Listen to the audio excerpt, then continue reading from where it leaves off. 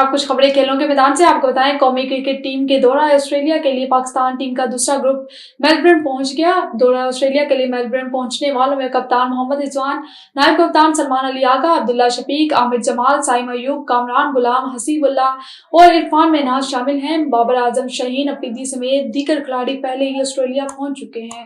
قومی team Australia کے خلاف اپنا پہلا میچ 4 نومبر کو کھیلے گی۔ پاکستان اور آسٹریلیا کے درمیان 3 ون ڈے اور 3 T20 میچز شیڈول ہیں۔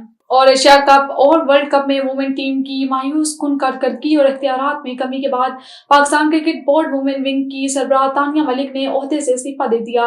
پاکستان وومن ونگ کی سربراہ تانیہ ملک نے عہدے سے استعفیٰ دے دیا اور پی سی بی نے ان کے استعفے کی تصدیق کر دی۔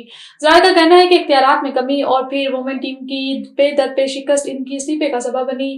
تانیہ ملک 2021 سے بحیثیت سربراہ وومن ونگ فرائض انجام دے رہی تھیں۔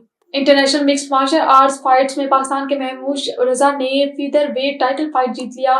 میڈیا رپورٹس کے مطابق محموش رضا نے فیدر ویٹ ٹائٹل فائٹ میں بھارت کے روی ساؤ کو شکست دی۔ بینٹم ویٹ کیٹیگری میں پاکستان کے نذیر آنند کو پہلے مغل خان نے بھارت کے ہی راؤنڈ میں ہرا دیا۔ دیگر فائٹس میں اعجاز احمد نے بھارتی فائٹر انکت گجر کو اور مجاہد بیگ نے راج ویر کو ہرا دیا، جبکہ پاکستان کے موصف آصف نے افغانستان کے واحد احمدی کو شکست دے دی۔ افغانستان کے سمیع نصرت اور ایمل صدیقی بھی کامیاب رہے۔